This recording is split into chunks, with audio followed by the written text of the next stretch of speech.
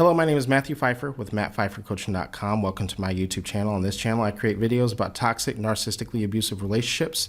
If you have a question that you would like for me to answer on this channel, make sure you send it to justaskmatt@mattpfeiffercoaching.com. Again, that is justaskmatt@mattpfeiffercoaching.com. Just make sure you keep the email 2 to 3 paragraphs max, and you're also very direct and to the point of what your question actually is. And also give me several days to get to it. I do get a lot of emails and I create a lot of content on a lot of other platforms as well. Also hit the subscribe notification and the bell notification so you're notified each and every time I upload a new video. I create new videos, I upload new videos 5 days a week, Monday through Friday. With that being said, let's get into this email. So this email comes from a person who unfortunately was cheated on when this person was pregnant by a narcissist. And this is actually very common, right? For not only cheating, but for a lot of bad behavior to happen when you are pregnant, or when if you're a gentleman listening to this, if they're pregnant, or maybe when you're sick, or when there's something happening in your life. If you've lost a job, if you've lost a loved one, if you're pregnant, sick, things like that, it is very common for a narcissist to cheat, for them to step out, for them to begin to mistreat you, quite often even after kids are involved. Here's the reason why, right? Because when you are sick, you naturally become slightly more narcissistic, right? We all have a healthy level of narcissism, and we have it specifically for these type of situations. We need everything to be about us for a period of time, right? It doesn't make you a narcissistic, doesn't give you narcissistic personality disorder, right? But we do, right? When we're sick, we have to make everything about ourselves until we get back on our feet. Once we do, guess what? We level back out. Or in this situation, you're pregnant, or if someone was to lose a job, you have to make everything about yourself until you get your job back, until you have the baby, until you get back on your feet. Then everything levels back out. But until then, you're a problem for the narcissist because it's not all about them. And it's common knowledge that narcissists love to be the center of attention. They want all of your attention. They want all of your time, and you're unable to give it to them. So then they go find it somewhere else, right? So let's go on with this email. So this email reads, "Hey Matt, 3 months ago, my narcissistic husband left me 9 months pregnant for a woman he met on a co-ed softball team." So I'm very sorry to hear that. It was a team my cousin asked him to be on, and the girl was really close work friends of hers. Therefore, they are still denying and hiding their relationship. The woman is lying to my cousin as well, though everyone knows the truth. He hates me so much, even though he was the one who cheated on me and left me 3 weeks before I delivered. So this, I'm going to get into the he hated you part here in a second, but I want to get into the fact that he cheated, right? This is projection.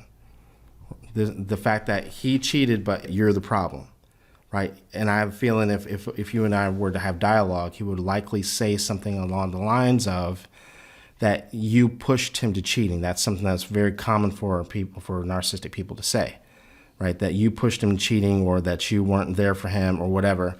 Or he may even have accused you of cheating. Right? He might be saying, like, I don't even know if that's my baby, right? You were probably cheating on me, and what this is elements of. And the reason why this is so common is that when it comes to narcissists, is that it's part of their criteria, projection, right? Where they don't hold the capacity to be able to accept responsibility for their negative things. Well, guess what? Bad things happen to narcissists too.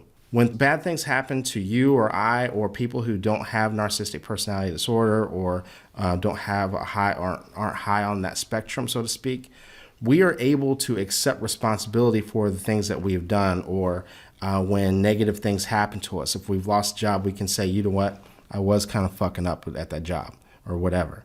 But however, narcissists don't hold the space or the capacity to be able to do that themselves. But when negative things happen, there has to be a reason for those things. And since they won't accept responsibility themselves, guess what? It has to go somewhere. All this negativity and all of these bad feelings, that it has to go somewhere. So it's projected onto whoever, in this case, you. So I was caught cheating. Everyone's talking about it. Everyone is accusing me of it. And so the best thing to do is to project all of my negative feelings onto you. So let's continue with this email. Not only does he hate her, but he has also been a crappy dad as well. Although I am still struggling with the trauma bond, I am finished with him and have told him. I've caught him in several lies as well.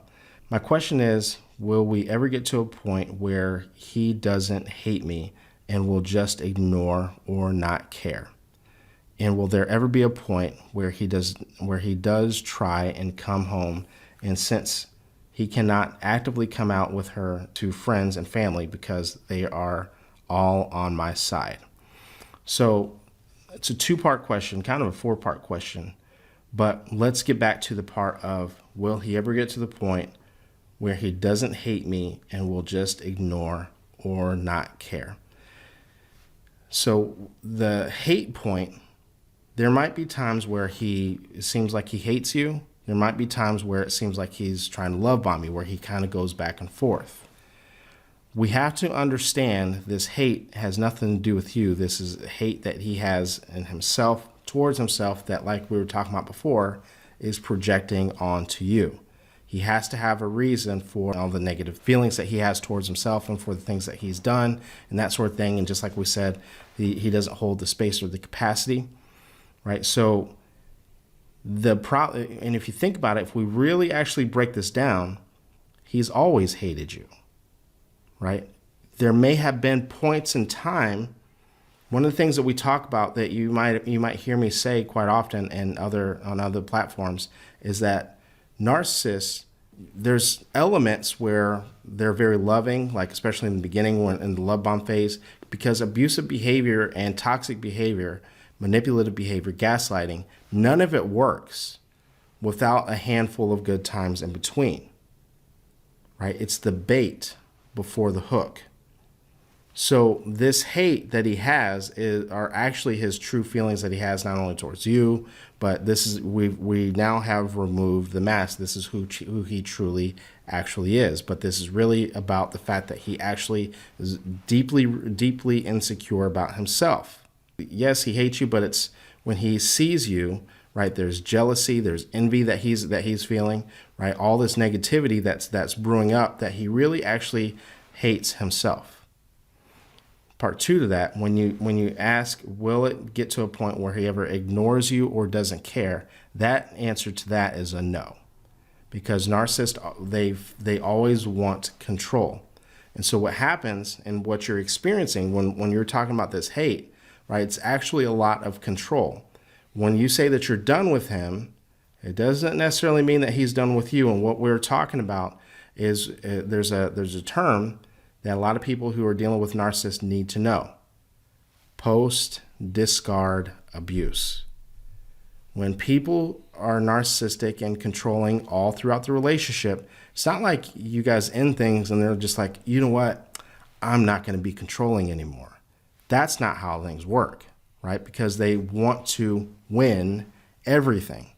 Everything is all about them and about their image. So there's no way that they would want you to ever leave and do better and move on and actually be happy, because narcissists have a very scarcity mentality, a very deep, scarce mentality, where if they see you happy or successful or thriving or anything like that, they literally feel like you took their happiness or you took their success. So he will always somewhat hate you, and because of that, he's always going to want to try to control and make your life miserable, right? And so therefore, guess what? He will likely never get to a point where there might be spots where he kind of ignores you and kind of is silent and distant and things like that.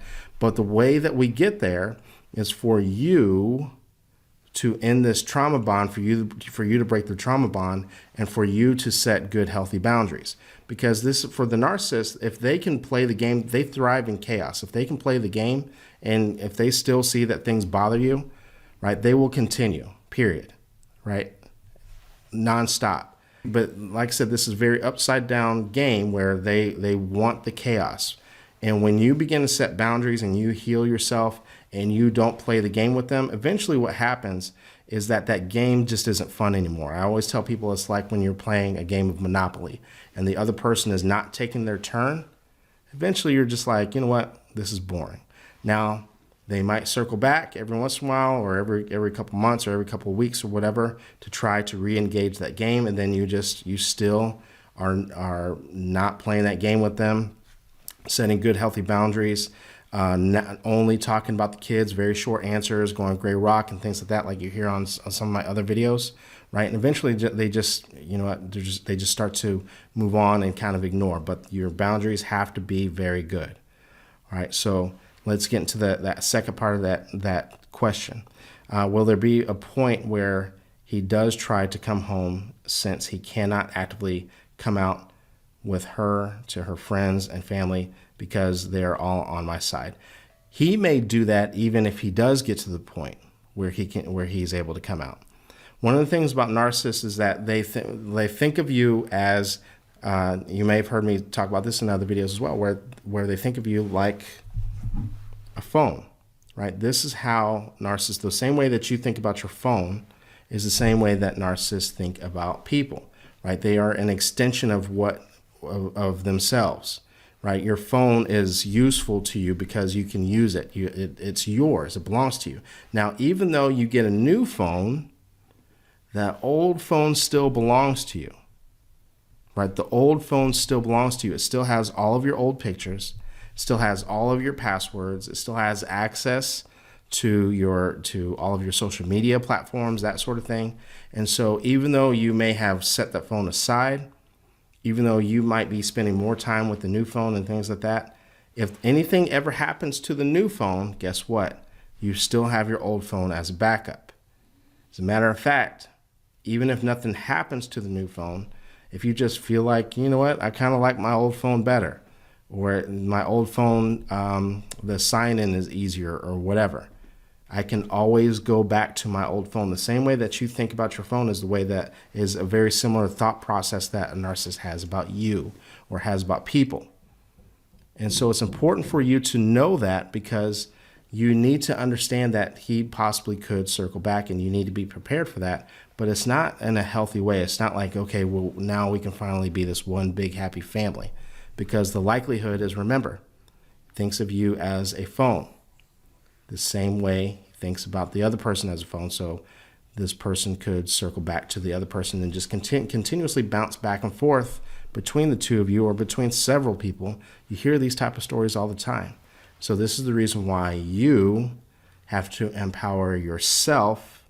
You have to heal yourself. You have to break these trauma bonds and things like that, right, to be able to make sure that you're able to move on with life without inserting yourself into these type of games. Thank you very much for writing in. If you have a question that you would like for me to answer, make sure you send it to justaskmatt@mattpfeiffercoaching.com. Again, that is justaskmatt@mattpfeiffercoaching.com. Just make sure you keep that email 2 to 3 paragraphs max. And you're also very direct and to the point of what your question actually is.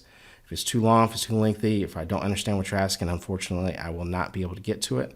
And if you would like to work with me, the fastest way to work with me is to go down to the links below, connect with me in my Toxic to Triumph community. I do not do one-on-ones, but I do meet with people and have several different trainings that you can attend. And we go into a Q&A session, and you could definitely get some questions, a lot of questions off people who are in that. Really enjoy it. You also get the replays of a lot of other trainings that I do. So make sure you take full advantage of that. All of those links are down below. So with that being said, thank you very much, and I will see you in the next video.